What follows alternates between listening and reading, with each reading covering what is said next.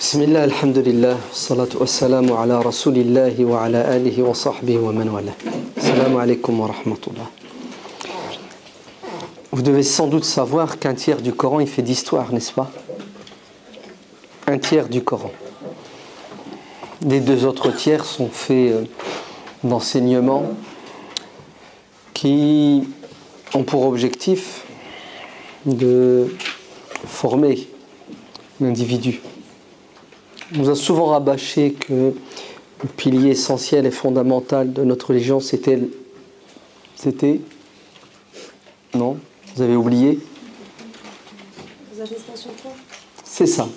On l'appelle la aqida, non? La shahada. Non, les gens disent la aqida, alors qu'il faudrait plutôt l'appeler l'iman, la croyance, c'est ça? Ce qui n'est pas faux en soi. Vous savez très bien que tout est une question d'intention, tout est une question de relation avec Dieu. Mais cette approche a donné des résultats que le Coran n'a jamais cherché, en fait. Vous savez, aujourd'hui, les musulmans, pour eux, l'islam tourne autour de la aqidah, donc les croyances, et l'ibadat, le rituel. Le rituel a été résumé dans le deuxième pilier de l'islam, la prière, le troisième. Non, le zakat, elle n'a pas beaucoup d'importance. Ouais. Si on fait un sondage aujourd'hui, vous verrez que les musulmans, leur culture dans la zakat, elle est très minime. Non, le jeûne, c'est ça. Et après le pèlerinage. Conclusion, écoutez bien, cette approche de la religion a fait de nous des musulmans qui, c'est pas qu'on ne fait pas, c'est qu'on est allergique à tout engagement social et politique. D'ailleurs, on l'était aussi à cause de l'éducation, nos parents. Les parents ne nous ont pas éduqués dans l'engagement politique. Parce qu'eux-mêmes, ils sont quoi? Apolitiques. C'est ça? Ils ne font pas de politique. Du moins, ils ne font pas de politique. Si. Ils font la politique qui arrange ceux qui sont au pouvoir. C'est-à-dire la soumission et l'acceptation. Vous savez, dans les pays musulmans, vous avez de la dictature partout. Avec différents masques. Mais c'est toujours de la dictature. Quand vous êtes dans les pays musulmans, vous verrez les imams, donc ceux qui sont censés réveiller les consciences, sont les premiers à soutenir les dictateurs de deux manières. Ils ne les critiquent pas, ils ne les montrent pas du doigt, ils ne disent pas à celui qui est injuste, tu es injuste. Et pire, ils leur font des invocations après la khutbah, que Dieu lui donne longue vie pour qu'il puisse être encore plus injuste le plus longtemps possible. Nos parents, qui ont été élevés dans cette ambiance, ont fini par quoi? Par se soumettre psychologiquement à ces situations terribles dans les pays musulmans. Je me souviens, quand on était petit, nos parents nous disaient: ne parlez jamais de politique. Surtout quand on prenait la voiture et qu'on se rapprochait de la Méditerranée. On va rentrer en vacances au bled. Aïe, aïe, aïe. Si jamais vous avez le malheur de critiquer ce qui se passe dans la société, vous allez être repris par vos parents qui vont vous dire: on ne veut pas de problème. Taisez-vous.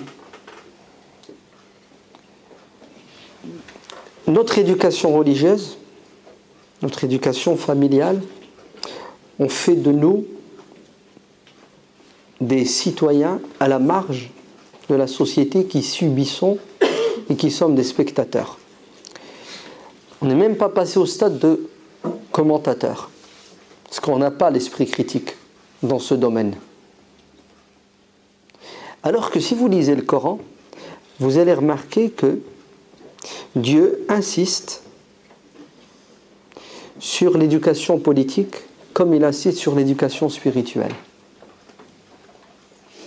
La preuve, l'histoire de Moussa, alayhi salatu wassalam, ne revient-elle pas sans cesse dans le Coran? Si vous le lisez le Coran en permanence, vous ne pouvez qu'être interpellé par cette récurrence. Moussa et Pharaon, presque dans toutes les sourates. Moussa, c'est le symbole de quoi?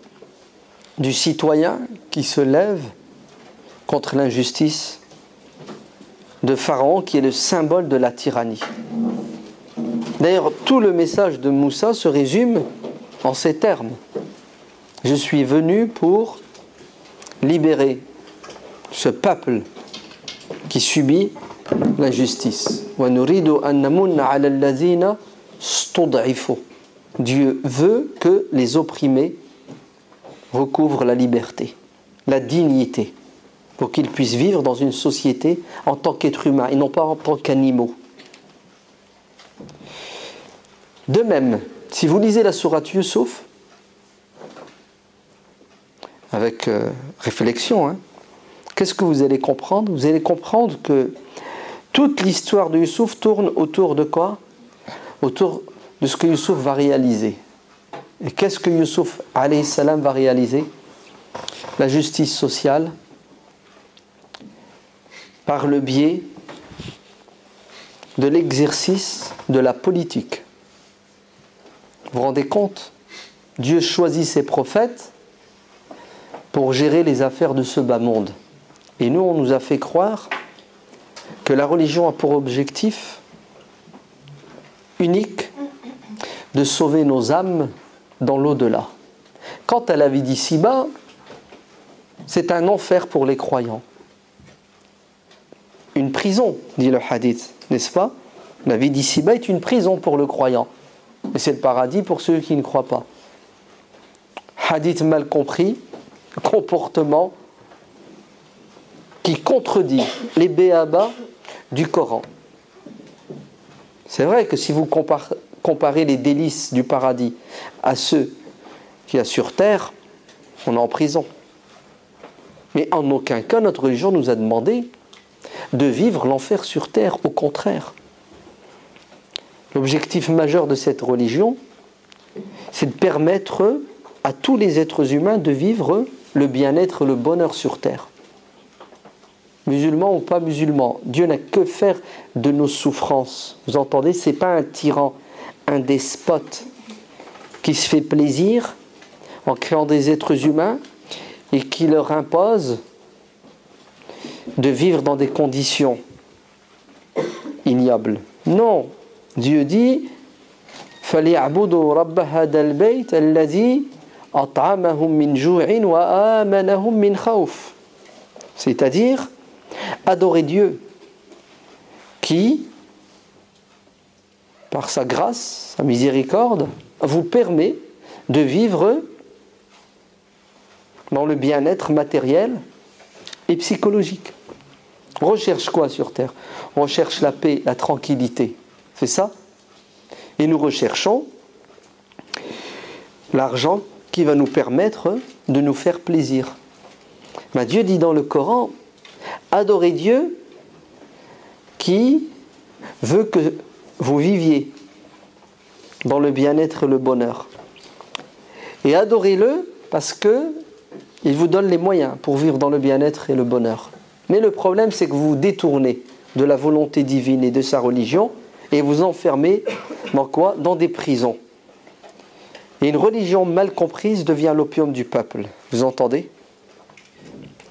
Et les tyrans, les despotes, ont toujours utilisé la religion, les prêtres, c'est ça? Les religieux, pour asseoir leur pouvoir, pour dominer. Même dans le monde musulman d'aujourd'hui ou d'avant, et ça continuera toujours. C'est pas pour rien que notre religion nous enseigne que beaucoup d'imams, de prêtres, de savants, iront en enfer. Ce seront même les premiers à aller en enfer. Puisque c'est à cause d'eux que les gens ont vécu et subi l'enfer sur terre. Parce qu'au lieu de libérer les gens, ils leur ont mis des carcans sur le dos. Ouais. Ils les ont enchaînés.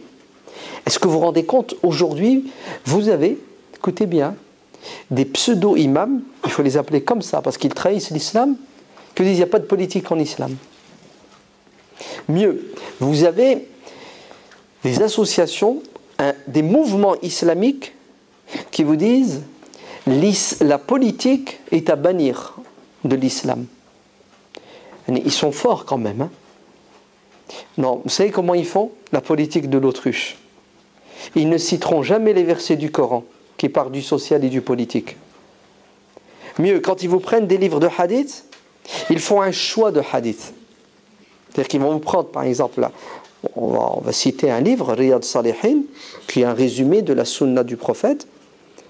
Eh bien, volontairement, ils vont omettre les chapitres qui font référence à quoi?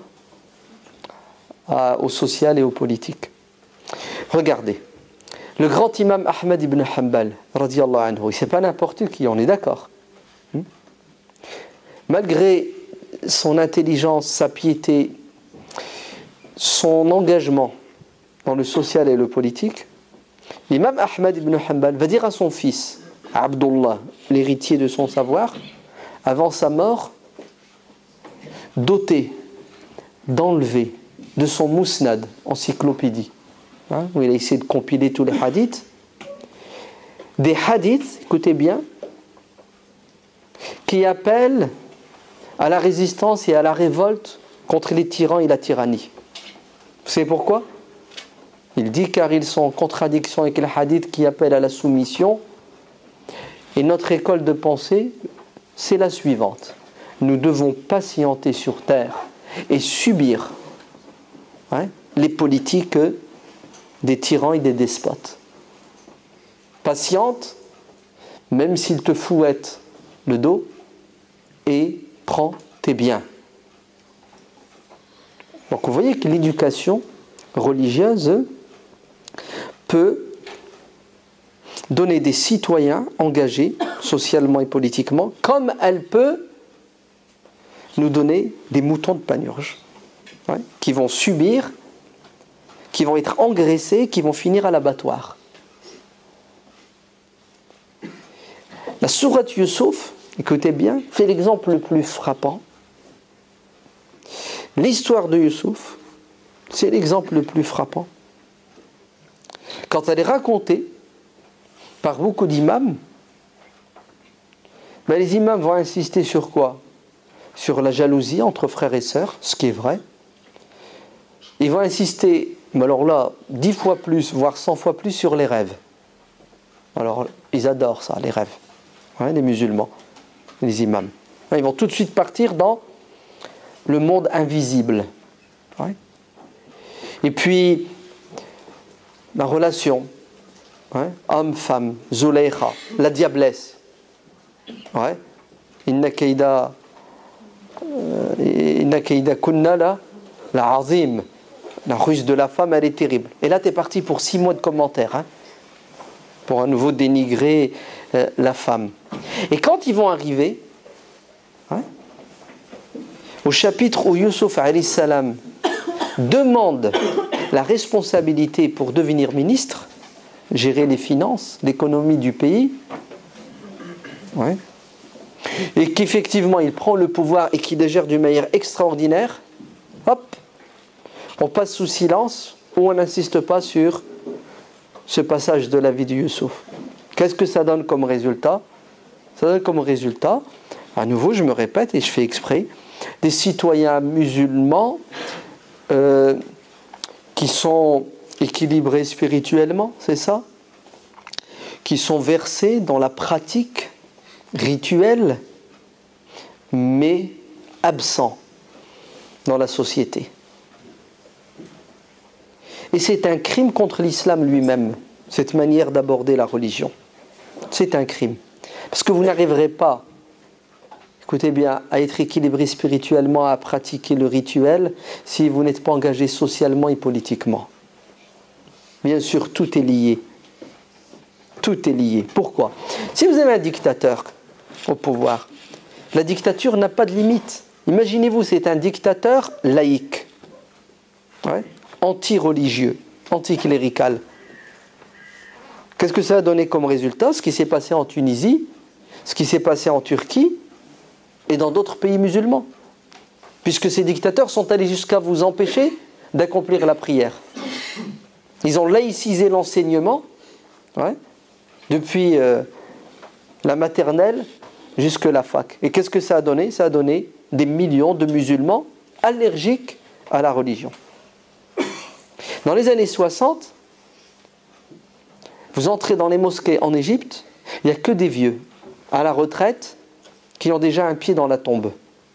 Où est la jeunesse? Dans les boîtes de nuit, dans les bars, dans les trottoirs. Pourquoi, à votre avis? Alors qu'on est dans le pays de l'Azhar, on est dans le pays où il y a le plus grand nombre de lecteurs du Coran, c'est ça? Vous ouvrez la radio, c'est le Coran 24 heures sur 24, overdose d'ailleurs. Hein? Ouais. C'est impressionnant. Et toute la jeunesse, hommes et femmes confondus, sont quoi? Sont tous sauf des musulmans pieux qui respectent la religion. Vous savez pourquoi? Parce que le dictateur, ouais, écoutez bien, la chose la plus importante à ses yeux, c'est de vous vider de toute velléité de résistance. Et qu'est-ce qui va vous permettre de résister à l'injustice? C'est la foi. Oui. Si vous ne croyez pas, hein, si vous n'avez pas un idéal, pourquoi vous allez vous soulever? Vous allez devenir matérialiste. Tout ce que vous cherchez, c'est votre bien-être. Ouais. Et si le dictateur doit utiliser la religion, c'est toujours pour le même but, son intérêt personnel avec sa cohorte. Donc le fait de ne pas être engagé socialement et politiquement, ça a un effet secondaire par ricochet sur quoi? Sur notre pratique rituelle? Non, sur notre aqida, notre foi. Oui. Puisque le malheur des pays musulmans, c'est quoi? C'était ces gens athées, n'est-ce pas? Qui sont le fruit du système, qui ont pris les armes contre l'islam. C'est-à-dire, les ennemis de l'islam extérieur n'avaient même pas besoin d'aller au champ de bataille. Ils avaient leurs hommes. Et encore aujourd'hui, ils les ont. Tout ça, pourquoi? Parce qu'on n'a pas eu d'éducation politique, on n'a pas eu d'éducation sociale. On a exagéré sur le spirituel, sur le religieux, le rituel, proprement dit, et on a délaissé l'intellectuel, le social et le politique. En fait, écoutez bien, je vous résume tout ça en vous disant que les musulmans au XXe siècle, dans le fond et dans la forme, sont devenus des laïcs de manière inconsciente. Et encore aujourd'hui, nous sommes des laïcs. Entrez dans toutes les mosquées. Aujourd'hui, c'était le Jumu'ah. La semaine prochaine, vendredi, observez. Et faites remonter les infos. Et je vous défie, ouais, de trouver un imam qui va vous faire une khutbah de 20 minutes, d'une demi-heure sur les échéances électorales de 2014. Il n'y a pas. Si, il y en a 1 sur 100, 10 sur 1000. Et c'est catastrophique, vous vous rendez compte? On est là, nous allons subir en 2014. Ouais. La campagne a déjà commencé, toujours aux dépens de l'islam et des musulmans. Et puis nos imams, ouais, vous avez vu, nos imams, ceux qui sont censés nous éclairer, qu'est-ce qu'ils font? Ils nous endorment. Notre compréhension et approche de l'islam, écoutez bien, c'est qu'est-ce que c'est devenu? L'opium du peuple. Ouais. Les musulmans sont endormis au nom de Dieu, ouais, au nom de la religion. Alors que l'histoire de Youssouf est claire.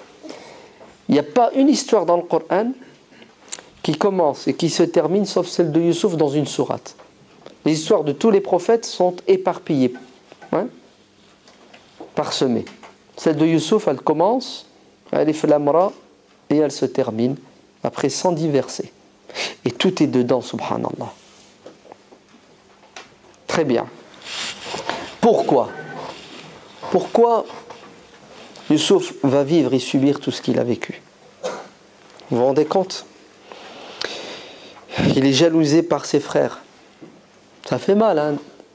Ceux qui sont censés nous aimer, nous protéger, nous défendre, nous jalousent. Et la jalousie, c'est un péché parmi les plus terribles. D'ailleurs, le premier crime sur terre est dû à quoi, là? À la jalousie. Ouais. La jalousie est synonyme de mécréance, de kufr. La jalousie, c'est l'égoïsme par excellence. N'est-ce pas? Taïb. Elle mène à quoi cette jalousie de ses frères? Tentative d'assassinat. Ils veulent le tuer. Tuer un innocent, tuer un enfant. Les voies du Seigneur sont impénétrables. Youssouf ne sera pas tué, quoique leur intention c'est de le tuer en le jetant dans le puits. Il sera jeté dans le puits, il avait une chance sur deux de mourir, mais Dieu est là, il est récupéré par cette caravane sans... Hein, vous avez vu les gens comment ils sont? On trouve un gosse, au lieu de dire qui sont tes parents, où habites-tu, on va le ramener, non, on le prend. Ouais, et on le vend. Vous arrivez à entendre ça? Vendre un être humain, non, vendre un enfant, où est leur cœur? Où est l'amour? C'est dur, hein?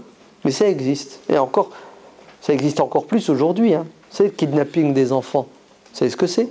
C'est un trafic d'organes, hein, pour la plupart. On prend des gosses, on les découpe, on les met en pièces détachées et on vend les organes pour que les riches puissent sauver leur enfant parce qu'ils ont les moyens. Non, il y a pire que la vente d'organes. Vous savez c'est quoi? C'est les abus sexuels. On vole des gosses, on les kidnappe, même des bébés de 2 ans, hein, pour les violer. Oui, pour faire des rites sataniques. C'est ce qui se passe dans nos sociétés modernes. Mais ça n'arrive qu'aux autres, n'est-ce pas? Hein? Ça n'arrive qu'aux autres. Et vous ne voulez pas faire de politique, vous ne voulez pas vous engager dans la société. La qaddarallah, imaginez-vous demain ça vous arrive. On vous prend votre enfant, 5 ans, que vous adorez, il disparaît, et il y en a des centaines, hein, aujourd'hui, perdus de vue. On ne sait pas où ils sont. Si, je veux dire la vérité, vous savez, ils sont soit morts, ouais, ou soit ils sont dans des réseaux. Et nos politiques, écoutez bien, hein, ne font pas grand-chose, ou ils font le strict minimum. J'ai regardé une émission, une fois, un reportage, et je vous conseille de ne pas le regarder. Et si je pouvais vous interdire de le regarder, je vous dirais ne le regardez pas. Sinon vous allez devenir fou. Vous allez péter les plombs, ouais, sur les réseaux pédophiles. Ouais. Un magistrat, ouais, ces gens-là, ils se prennent en photo, hein, pour vous montrer à quel point ils sont satanesques. Ils se prennent en photo. Il s'est pris en photo avec un enfant, donc vous savez pourquoi, nu. Donc, on sait qui est, on sait où il habite. Oh, le pire, c'est même pas ça. C'est qu'il s'occupe de la protection infantile. Ouais. Vous vous rendez compte? Son métier, c'est de protéger les enfants. Regardez ce qu'il fait. On sait qui est, hein? Il est dans le sud de la France, la région PACA. Bon, je m'arrête là, je ne vais pas vous donner son nom et son adresse. Les défenseurs des droits des enfants ont tout fait pour qu'il soit arrêté et jugé, n'est-ce pas? Ils sont allés jusqu'à frapper à la porte du président Chirac de l'époque. Ils lui ont envoyé les photos. Tous les services de police, Interpol, le monde entier. Le mec, il est en train de faire bronzette. Hein. Il est toujours dans l'impunité totale. Il est intouchable. Vous vous rendez compte? Pourquoi tout ça? Parce que nous tous ici, on n'est pas engagés politiquement ni socialement. On s'en fiche de ce qui se passe dans la société tant qu'on n'est pas touché directement. On s'en fiche de nos hommes politiques, qu'ils soient justes ou injustes, tant qu'on a notre confort. Vous avez vu comment on est égoïste, hein? On est choqué par les 11 frères de Youssouf qui le jettent, par cette caravane qui prend un enfant. On est tous des spectateurs des malheurs qui touchent des milliers, des millions d'êtres humains et on ne bouge pas. Pourquoi? Parce qu'on dit toujours « je ne peux rien faire ». C'est ça? Que voulez-vous que je fasse? Ou on est pessimiste, il n'y a rien à faire, on ne peut pas changer le courant des choses. On est devenus des fatalistes. Youssouf se retrouve où? Il se retrouve en Égypte. Vous avez vu? Déjà, dès le plus jeune âge, Mskin, il est exilé. Et on a ça, hein. On a des gosses aujourd'hui qui sont en France, qui sont à l'autre bout du monde, ouais, et qui sont violés tous les jours. Des garçons et des filles. Ben, Youssouf est séparé de ses parents. C'est dur hein, pour un enfant. Hein. Allez, combien de nuits il a dû pleurer. Alhamdulillah, Youssouf, hein, Dieu l'accompagne. Il est vendu comme une marchandise. Il se retrouve dans le palais. Il est pris en charge, pas par n'importe qui. L'épouse du premier ministre, le vizir, le wazir. Il grandit dans cette ambiance, la richesse, l'opulence, n'est-ce pas? Et à nouveau une épreuve. Il est convoité par qui? Par cette femme. Sauf est un jeune homme. Il a ses envies comme tout le monde. Mais il a une raison, éclairé par sa spiritualité. Et il va dire non à la tentation. Vous entendez? Ce n'est pas le plaisir qui manque. Et ça va lui coûter cher puisqu'il va se retrouver en prison. Vous avez vu, subhanallah, épreuve après épreuve. Nous, on veut tout sans effort, sans obstacle. Vous savez comment ils sont les musulmans? Ils vont faire un constat. Ouais, il n'y a rien qui fonctionne, du moins, il y a énormément de choses qui fonctionnent mal. Et puis quand il s'agit de changer les choses, tout de suite, veto. Ah oui, mais c'est dur. Oui, mais c'est long. Oui, mais c'est compliqué. Alors, regardez Youssouf alayhi salam. Ouais. Et nous, ce qui nous est demandé de faire aujourd'hui, ouais, c'est 10 fois moins que ce qui a été demandé à Youssouf de faire. En plus, il est seul. Nous sommes une communauté, on est nombreux. Et Youssouf va le faire après avoir subi, après avoir passé des épreuves insurmontables, n'est-ce pas? Et nous, croyez-moi que rien de tout cela, on est au Club Med, hein, on est des citoyens occidentaux, il fait très bon vivre en France et dans la plupart des pays européens. Hein, liberté d'expression, bien-être matériel, moyens, tout ce que vous voulez, on l'a. Et malgré cela, on est toujours dans la posture du spectateur consommateur. Et les meilleurs parmi nous commentent. Ouais. Youssouf va choisir quoi? La prison. Ouais. Il n'y a rien de gratuit. Si vous voulez grandir, il faut quoi? Il faut faire des sacrifices. Et même en prison, subhanallah, il ne se prive pas d'agir. Voilà. Tout est dans ce mot, l'action, agir. Alladina amanu wa amilu salihat. Il n'y a pas de foi si la foi n'est pas suivie de l'action. Vous entendez? Et l'action, ce n'est pas l'accomplissement de la prière et du jeûne uniquement. Le principe de justice en islam est aussi fondamental que l'obligation d'accomplir la prière. Vous êtes bien d'accord que Dieu nous dit de faire la prière, oui ou non? Regardez ce que Dieu nous dit. Inna Allah ya'muru bil adli. Dieu vous ordonne. Quoi? C'est un ordre, hein? N'est-ce pas? D'accomplir la justice. Il vous ordonne d'être juste et de tout faire pour que justice soit faite sur terre. Ya'mur, c'est un ordre, un devoir. Il te l'ordonne à toi en tant qu'individu et à toi en tant que communauté.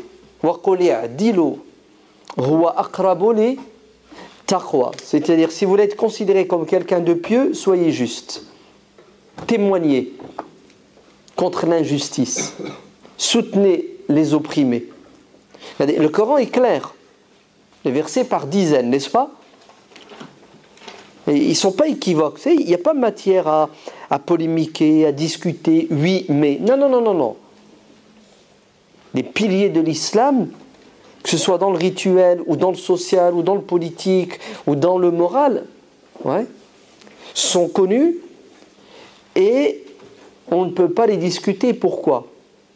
Parce que Dieu, écoutez bien, quand il veut interdire une chose de manière claire, il utilise des versets qui sont univoques, clairs. Tu ne peux pas les interpréter de deux manières. Sinon, ça sème le trouble et ça crée la divergence. Très bien. Regardez comment les musulmans sont assidus dans la prière. Bravo.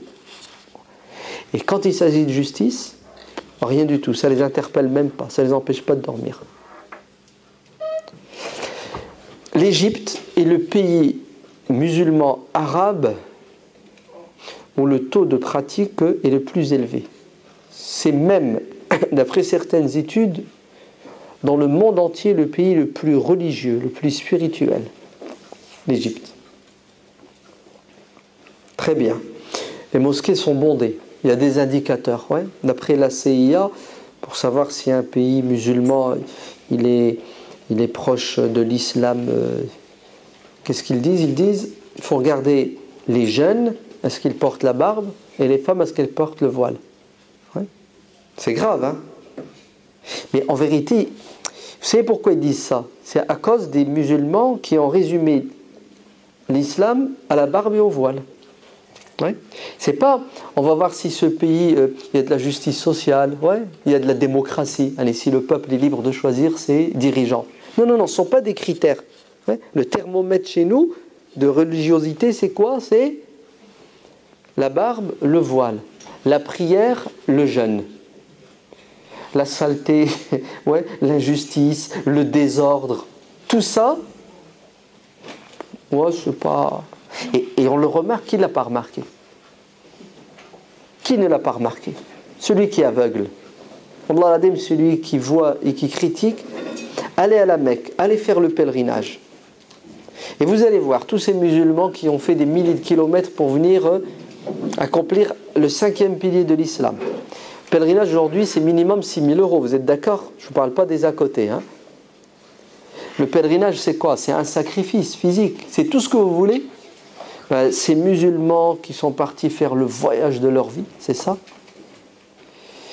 Ils finissent la prière, ouais. Ils sortent de la mosquée sainte, ils sont toujours dans le territoire sacré, avec tout ce que ça implique comme règle de vie.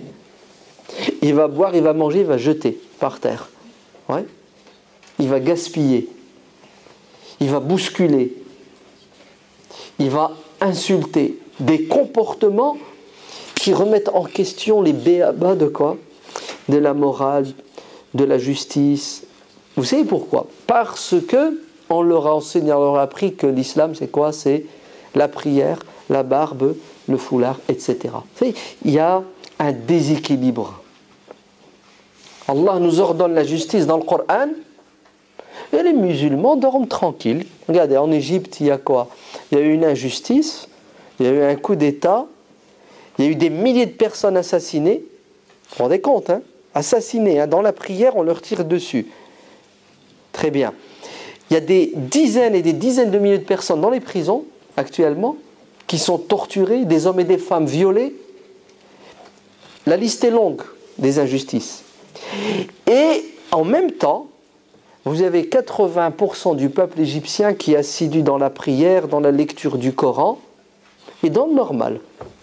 Ils dorment bien. Non, pire, c'est que vous avez même des musulmans qui prient, qui jeûnent, qui font la Umrah, qui disent « bien fait, on a bien fait de les tuer ».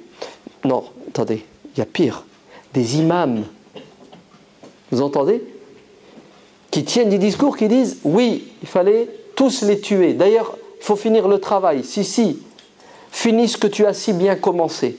Éradique cette vermine et cette racaille. » Non, pire, excusez-moi. L'ex-moufti, c'est-à-dire l'imam des imams. Vous entendez? C'est-à-dire celui à qui le tyran demande le feu vert pour faire ce qu'il veut. L'ex-moufti, Ali Joumoua, pour le citer, ouais, c'est lui qui porte l'étendard de l'injustice. Alors, comment vous expliquez ça? Si ça, c'est pas une approche biaisée, faussée, hypocrite, voilà, de la religion, dites-moi ce que c'est. Youssouf alayhi salam, ouais, se retrouve en prison, c'est une injustice. Et en prison, qu'est-ce qu'il fait? Vous croyez qu'il se soumet? Vous croyez qu'il baisse les bras? Qu'il devient défaitiste? Suicide psychologique? C'est ça, ramenez-moi des antidépresseurs, j'ai plus le goût de vivre. Qu'est-ce qu'il fait en prison? Transforme la prison. Mais pour agir de cette manière, il faut d'abord être convaincu. Il faut d'abord avoir une raison d'exister, c'est ça. Il faut se sentir investi d'une mission. Voilà. Vous avez entendu? Il ne faut pas vivre pour vivre. Hein? C'est pas je mange pour vivre, je mange pour vivre. On tourne autour du pot là. Non, non, non, non. Je suis ici sur terre pour réaliser le projet divin. Et le projet divin, écoutez bien, hein, qui t'a choqué, c'est pas grave. Moi, ça créera le débat, le buzz. Hein? Vous savez, c'est quoi le projet divin? C'est de réaliser sur terre la justice, le bien-être. C'est pas la prière et le jeûne. Vous savez pourquoi? Parce que la prière et le jeûne, c'est ton problème. C'est entre toi et Dieu. Tu jeûnes, Dieu te récompense. Tu jeûnes pas, il pardonne ou il punit. Vrai ou faux? Tu pries, il te récompense. Tu pries pas, il pardonne ou il punit. Vas-y, fais du mal à un chat et tu vas voir. T'as vu l'injustice? Ouais. Fais du mal à un chat. Dors le ventre plein alors que ton voisin a faim. Fais un faux témoignage. Et tu vas voir. C'est pour ça la parole de l'imam Ibn Taymiyyah, elle est magnifique. Il dit Dieu est aux côtés d'un État, d'un gouvernement, d'une nation juste, fût-elle non musulmane. Vous vous rendez compte? Dieu est du côté. Il soutient, il bénit une nation juste, fût-elle non musulmane. Parce que leur mécréance, c'est une affaire privée. Okay? C'est un choix et Dieu a créé l'être humain libre. Quant à la justice, ce n'est pas une affaire privée. Dieu demande à tous les êtres humains d'être justes. Et Dieu est contre, il condamne, il n'agrée pas un système, un État, une nation injuste, fût-elle musulmane. Donc vous voyez bien que l'objectif de cette religion, c'est quoi? C'est de réaliser sur terre le bien-être, la justice. Et la prière et les jeûnes, tout le rituel, ce sont des moyens. Vous entendez? Des moyens. Des moyens pourquoi? Pour nous purifier, nous rattacher à Dieu, pour nous donner la force de ne pas être injuste. Inna salata tanha anil fahsha'i wal munkari. La prière, un de ses effets positifs, c'est qu'elle vous empêche, elle vous retient, elle vous freine dans vos élans. Comme ça, vous ne serez pas injuste, vous ne serez pas mauvais, vous ne commettrez pas la turpitude et le blâmable. Vous avez vu, subhanallah, on a dit au messager de Dieu, un tel prie et vole. Il a dit, j'espère que sa prière va le dissuader de voler. C'est-à-dire qu'il continue à prier et qu'il s'efforce de bien prier parce que l'objectif de la prière, entre autres, c'est de nous empêcher d'être injustes, de voler. Donc tout le rituel, c'est un moyen pour atteindre un objectif. Et c'est quoi l'objectif ultime? Que Dieu fasse miséricorde à qui? À l'imam Ibn al-Qayyim. Ibn al-Qayyim al-Jawziyya, Shamsuddin, l'élève numéro 1 d'Ibn Taymiyyah. Il dit la charia, la voie, la religion, l'islam. Ouais. C'est quoi son objectif? C'est de réaliser sur terre la justice, la miséricorde. Ouais. Regardez jusqu'où il va. Al-Masalih, l'intérêt de l'être humain. C'est-à-dire que cette religion, elle est venue pour permettre à l'être humain de jouir sur terre, dans les limites tracées par Dieu. Et c'est quelles sont les limites tracées par Dieu? Le ma'rouf, ce qui est communément reconnu comme étant bon, utile par tous les êtres humains. Allez, c'est ça, la voie que Dieu trace. Le munkar, vous en éloignez, ce qui est condamnable de manière spontanée par tout être humain. Vous savez, les déviances majeures, les injustices. Yusuf alayhi salam subit tout ce qu'il subit et malgré ça, il a toujours le sourire. Il est toujours debout. Vous avez vu, la foi, elle déplace les montagnes. Il faut le faire quand même. Vous avez Normalement, vous savez, des gens qui subissent tout ça, dès qu'ils grandissent, c'est troubles psychologiques, c'est ça. Freud, tu lui donnes le cas de Youssouf, il est perdu. Toutes ces théories, elles tombent à la poubelle. Il n'y a plus rien qui tient. Vous êtes bien d'accord? C'est impressionnant. Oui, tout à fait. C'est grâce à quoi? C'est grâce à la clairvoyance spirituelle. Et grâce à la main de Dieu. In tasbiru wa tattaqu. C'est la conclusion de la sourate Youssouf. La patience, la crainte. Pourquoi la patience? Parce que vous allez rencontrer des obstacles. Il n'y a rien de gratuit. Vous allez payer le prix. Le prix, c'est quoi? C'est des sacrifices. Vous allez vous priver de certaines choses que vous aimez et vous allez devoir subir des choses que vous n'aimez pas. C'est ça la patience. Mais ce n'est pas suffisant. Pour être un bon patient, c'est ce qu'il vous faut. Il faut avoir à l'esprit la récompense. C'est-à-dire, tout ça a un sens. Après la mort, c'est le Club Med. Ouais. C'est-à-dire, il faut croire que Dieu est présent et il va nous rétribuer. Conclusion, qu'est-ce que je fais? Je travaille avec Dieu. Je suis employé. Je suis au service de Dieu 24 heures sur 24, quelles que soient les circonstances. Je travaille, j'ai un boulot, j'ai pas de boulot. J'échoue dans mes études ou non. Marié, pas marié. Bref, quels que soient les obstacles que je rencontre dans la vie, je suis toujours quoi? Quelqu'un engagé pour plaire à Dieu. C'est quoi notre problème? Nous, c'est que on veut faire du business avec Dieu selon nos propres règles. Ouais. Le business avec Dieu, il est halal. Mais ce n'est pas à nous de définir les règles du commerce, c'est à Dieu de les définir. Quelles sont nos règles, nous? C'est Ya Allah, je veux bien faire tout ce que tu me demandes, mais à une condition. Tu me donnes tout ce que je veux, quand je veux, comme je veux, autant de fois que je veux. Ouais. Allez, le beurre, l'argent du beurre et la beurrette au passage. Et si jamais Dieu ne veut pas obtempérer, ne veut pas signer, stop, je démissionne, j'arrête, fini. On n'est pas comme ça, non? Vous avez vu le chantage? Ouais. C'est quoi les règles que Dieu nous impose? Écoutez bien la sourate Tawbah 9. Inna Allah ashtara minal mu'minina quoi? Anfusahum wa amwalahum bi anna lahum al-jannah. Regardez le commerce. Dieu nous a demandé de nous sacrifier corps et âme, nos biens, tout ce qu'on possède, on l'avance. Et en échange, qu'est-ce que Dieu nous donne? Le paradis. Point final. Ça, je vous le garantis. Sur terre, alors là, sur terre, c'est pas comme vous voulez. Sur terre, des hauts et des bas. Ouais. Inna Allah ashtara minal mu'minina anfusahum wa amwalahum bi anna lahumul jannah. Yuqatiluna fi sabilillah. Ils sont toujours à leur poste et ils assument. On doit être dans le combat perpétuel, combat contre soi-même, contre ses faiblesses, contre ses passions, contre l'ignorance. Attention, notre ennemi il est à l'intérieur.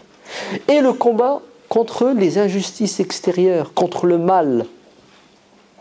Si vous n'êtes pas dans le combat, si vous n'êtes pas en mouvement, vous allez mourir parce que le mal, le diable et ses suppôts, eux, ne baissent pas leur garde. Ils sont toujours sur le qui-vive et ils attendent de ta part un moment de faiblesse, d'oubli pour te tirer dessus. Et il y aura parmi nous des blessés, il y aura parmi nous des morts, il y aura parmi nous des sacrifiés. C'est comme ça. Mais le résultat à la fin, on est toujours gagnant parce que ça sera le paradis. Et entre nous, si tu ne penses pas et tu n'agis pas de cette manière, il va t'arriver la même chose que celui qui pense et qui agit de cette manière. Tu vas mourir, tu vas mourir. À part que le premier sera mort fi sabilillah et le deuxième sera mort fi sabili, ses passions, ses envies. Même pas, il y en a qui meurent fi sabili tarut. Walladina kafaru yuqatiluna fi sabili at-tarut. C'est-à-dire, les pauvres, ils ne se sacrifient même pas pour eux, ils se sacrifient pour les autres. C'est-à-dire qu'ils sont des esclaves. Et c'est grave, tu te rends compte? Alors que Dieu nous dit, écoutez, avec moi vous êtes gagnants. Moi je ne suis jamais perdant, Dieu. Avec moi, vous n'avez rien à craindre. Dans n'importe quel cas de figure, vous aurez l'éternité. Yusuf alayhi salam sort de prison.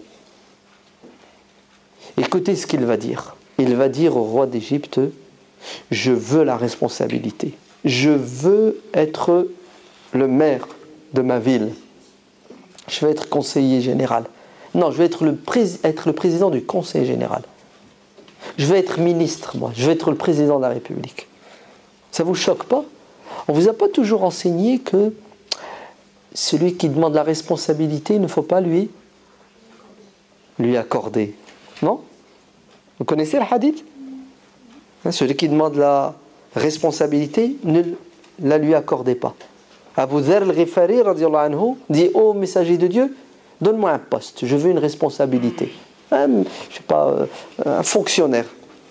Le prophète lui dit: non, tu es trop faible, tu n'arriveras pas à assumer. La responsabilité, c'est un fardeau. Celui qui ne sait pas le porter regrettera, sur terre et dans l'au-delà. En fait, vous savez ce qui est interdit en islam, c'est de demander à prendre une responsabilité alors qu'on n'est pas à la hauteur. Celui qui se sent capable d'assumer une responsabilité et qui ne l'assume pas, et que le fait qu'il ne l'assume pas, ça va avoir des conséquences négatives sur ses coreligionnaires, il a commis un péché. Vous entendez? C'est non-assistance à communauté en danger. Tout simplement. Il y a un trou, il faut le boucher. Tu ne le bouches pas, on va tous y passer. Ce que l'islam condamne, c'est la recherche du pouvoir pour le pouvoir. C'est ça? La recherche du pouvoir pour atteindre des objectifs purement personnels, individuels, malsains. Khalid ibn al-Walid, radiyallahu anhu, à la bataille de Mu'ta, il a pris la responsabilité de diriger l'armée. Le prophète avait désigné 3 commandants en chef. Le premier, il lui dit: une fois que tu tomberas martyr. Vous vous rendez compte? Le prophète désigne, il lui dit... En fait, il l'envoie son trépas. Hein. Tu vas tomber martyr. Est-ce que le sahabi se sauve? Est-ce qu'il dit ah non, j'y vais pas, prophète. Non, attends, je vais mourir. Vous avez vu, subhanallah, la foi, ce qu'elle fait. Tout nous fait peur. Tout nous fait flipper. C'est même pas la mort. Hein. Il y a des frères et des sœurs, quand tu leur dis... Vous êtes tous critiques par rapport à certaines choses qui se passent dans notre pays. La gestion financière, plein de choses. Tu dis, engage-toi. Change ce qui ne va pas. Ah non, non, non, non. Tu sais, faire de la politique, c'est dangereux. Je peux perdre ma foi. Ouais. Si tu fais de la politique, tu vas devenir comme eux. Ils sont tous pourris, donc tu fréquentes des pourris, tu deviens pourri. Regardez, 50 000 obstacles pour éviter de quoi? Pour éviter de s'engager. Regardez, le prophète sallallahu alayhi wa sallam dit à son compagnon: tu vas prendre la responsabilité et tu sais ce qui t'attend, la mort. Le sahabi dit: prophète, je prends. Parce que la mort pour lui, c'est pas un problème, c'est pas une fin en soi. S'il ne meurt pas au champ de bataille, il va mourir où? Dans son lit, peut-être en regardant la télé. Le deuxième, après Zaïd, Abdullah ibn Rawaha, après Abdullah ibn Rawaha, Ja'far. Et tous les 3 vont tomber martyrs. Qui va prendre la responsabilité? Khalid la prend. Et il arrive à sauver l'armée. Mais c'est exactement ce que fait Youssouf alayhi salam. Il sort de prison, il sait ce qu'il dit: je vais être ministre du budget, des finances, de l'économie. Et le roi lui remet cette responsabilité. Et là, Youssouf va réaliser le projet divin. Toute cette histoire de Youssouf a pour objectif de mener Youssouf à quoi? À la responsabilité politique pour sauver l'humanité de l'époque. La famine, la disette, il fallait quelqu'un pour gérer les affaires. Et si Youssouf ne les avait pas gérées, ça aurait été une hécatombe. Youssouf va sauver son peuple, n'est-ce pas? Les enfants d'Israël, son père, ses frères et ses sœurs, qui viennent se ravitailler en Égypte. Le grenier à blé de la région. Youssouf va sauver non pas les siens, mais les autres, ceux qui l'ont vendu, c'est ça? Ceux qui l'ont mis en prison de manière injuste, ceux qui adorent des statues. Ouais. Les Égyptiens étaient dans l'égarement manifeste au niveau religieux, mais Youssouf, il est au-dessus de tout cela. Il réalise le projet divin. C'est quoi le projet divin? C'est de permettre aux êtres humains de vivre ensemble sur terre malgré leurs différences et leurs divergences dans le bonheur et le bien-être. Tout simplement. Et quelle est la meilleure personne pour réaliser ce projet divin? Celui qui croit en Dieu et qui va se sacrifier pour les autres parce que il cherche à plaire à Dieu. C'est-à-dire, il ne sera plus dans la posture égoïste, matérialiste. Pour ça, l'expression, elle est belle. Elle revient sans arrêt dans le Coran. Yujahiduna fi, regardez la formule, sabilillah. Ouais? On se sacrifie, on fait des efforts uniquement pour plaire à Dieu. La nut'imukum innama nut'imukum liwajhillahi la nuridu minkum jaza'an wala shukura. C'est-à-dire, ce que je le fais pour plaire à Dieu. Je me prive pour vous donner. Vous entendez? Les compagnons, après la bataille de Badr, ouais, devaient garder chez eux les prisonniers. Il n'y avait pas de prison. Donc toi, tu vas prendre avec toi un prisonnier. Vous savez ce que c'est un prisonnier? C'est-à-dire ces gens qui ont fait 500 km pour venir nous tuer. Hein. Mieux. Ces gens qui, depuis 15 ans, nous maltraitent. Les Mécois. Le prophète sallallahu alayhi wa sallam les dispatche, les prisonniers, dans les demeures. C'est-à-dire tu le ramènes chez toi. Ouais. Il va occuper une pièce chez toi. Et tu vas le nourrir gratuitement. Et le prophète sallallahu alayhi wa sallam va dire à ses compagnons, prenez soin d'eux. Vous savez ce que ça va donner? Ça va donner le fait que le compagnon va se priver, il va d'abord donner à son prisonnier, son ennemi, à boire et à manger, et ensuite il mangera les restes. Parce que le prophète a dit, prenez soin d'eux. C'est beau ou c'est pas beau? Et regardez ce que le Coran dit, ils donnaient à manger alors qu'ils étaient dans le besoin. À qui ils donnaient à manger? Aux nécessiteux, le miskin, l'orphelin et le prisonnier. Vous avez vu? Le prisonnier non musulman, ennemi, qui est nourri et entretenu par qui? Par ces gens-là. Le top du top, c'est quoi? C'est qu'ils disent à leur ennemi prisonnier, pour qu'il se sacrifie, La nuridu minkum jaza'an wala shukura. Je n'attends de vous ni remerciement ni récompense. Je fais tout ça pas parce que j'ai un plan derrière. Tu sais, il cache quelque chose. Ouais. Vous voulez quoi, tiens? Ouais. Il y en a qui nous disent ça. Vous êtes des malins. Vous développez un discours d'amour, de tolérance. Mais en fait, vous avez un deuxième plan derrière. Ouais. Ils sont toujours dans les procès d'intention. Parce qu'en fait, eux-mêmes, ils sont comme ça. Ah oui, c'est celui qui pense qu'au mal, ben, il pense que tout le monde pense au mal. Hein. Ils sont incapables de quoi? De dire que l'autre peut être sincère et il peut être désintéressé. Non, non, non, non, non, c'est pas possible. Non, un musulman ne peut être qu'un monstre. Ouais. Et le Coran nous dit, on fait tout ça pour que Dieu soit satisfait de nous. Ouais. Donc Yusuf alayhi salam, en prenant cette responsabilité, qu'est-ce qu'il va faire? Il va participer à un gouvernement non musulman. C'est ça? Pas mal, hein? Aujourd'hui, il y a des petits rigolos hein, qui pensent avoir un peu de science, qui vous disent « Oh, c'est haram, pas de voter, c'est-à-dire de choisir ses représentants. » Non, non, non, non. Tu dis « C'est haram de voter, et a fortiori, c'est interdit pour toi, musulman, de participer au processus électoral en te présentant pour être élu, sous prétexte que si jamais tu deviens élu, bah, tu vas faire partie d'une famille politique, dans l'opposition ou dans la majorité, tu vas diriger le pays, et la France n'est pas musulmane, les lois françaises ne sont pas musulmanes, donc le Parlement et tous ceux qui dirigent sont... Bref, si jamais tu passes dans ce camp-là, tu fais partie des gens qui ont trahi l'islam, parce que Dieu dit dans le Coran وَلَا تَرْكَنُوا إِلَى الَّذِينَ ظَلَمُوا فَتَمَسَّكُمُ النَّارِ. Ne penchez pas de leur côté, car ils sont injustes et le feu va vous brûler. Regardez, subhanallah. Vous avez vu? Alors que l'histoire de Youssouf, elle est là, elle est claire. Hein? Qu'est-ce que fait Youssouf dans ce gouvernement? Il est parti adorer des statues. Il est parti faire la promotion de lois injustes. Youssouf est parti régler un problème. Et aujourd'hui, les musulmans sont le problème de la France. Quand ils ne sont pas délinquants, vous savez qu'est-ce qu'ils sont? Des demi-citoyens, des quarts de citoyens. Ils sont là, ils consomment leurs droits, hein, ils les connaissent, et quand ils ne les connaissent pas, ils font tout pour essayer d'avancer dans ce domaine. Quant au devoir, il n'y en a pas. Il n'y a pas de devoir.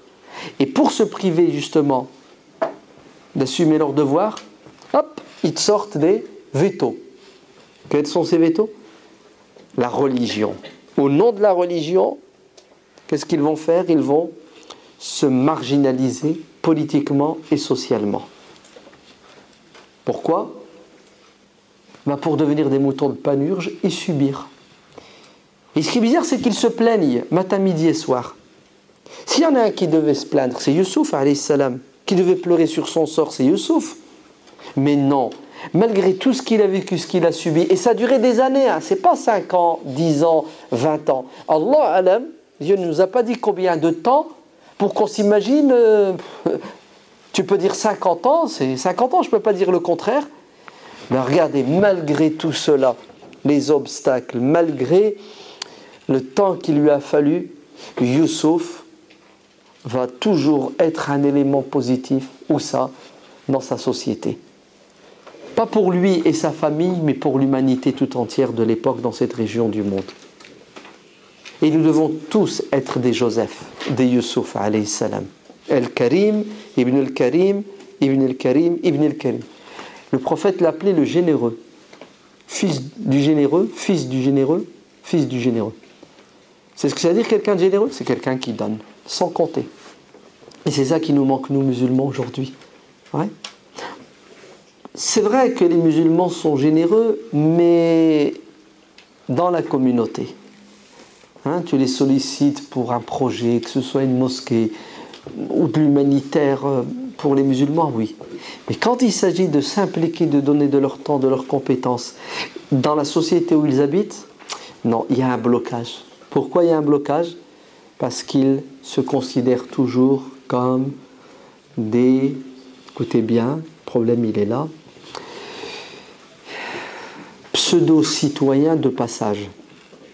On n'est pas des citoyens à 100%, on l'est officiellement, on est tous français, mais on ne l'est pas dans la réalité puisqu'on n'assume pas nos devoirs de citoyens. Ouais. Et on croit toujours qu'on n'est pas chez nous, que nous sommes des étrangers, sous prétexte que les autres ne nous aiment pas et ne veulent pas de nous. C'est ça? Et puis on a ici, dans un coin de notre inconscient, subconscient, vous l'appelez comme vous voulez, vous savez quoi? Une roue de secours. Retour. Hein? Le bled. Hein? Hein? Nos origines. Ah non, moi, mes origines, je les oublie pas, je les nie pas. Pourquoi? On ne sait jamais. Hein? Ouais, faut bien que je trouve ouais, un endroit où me réfugier. Et qu'est-ce que ça donne comme résultat? On subit. Oui ou non? On subit. Et on ne veut pas agir pour arrêter l'injustice qu'il y a dans notre pays. Bon, en conclusion, si l'histoire de Youssouf alayhi salam est aussi claire dans le Coran, et Dieu l'a compté dans une seule sourate, il ne l'a pas éparpillé, et que tout ce qui est arrivé à Youssouf, c'est pour qu'il finisse comme sauveur de l'humanité, ouais, en ayant du pouvoir. Allah, et si vous avez compris tout ça, il ne reste plus qu'à nous taire et à passer à l'action et à devenir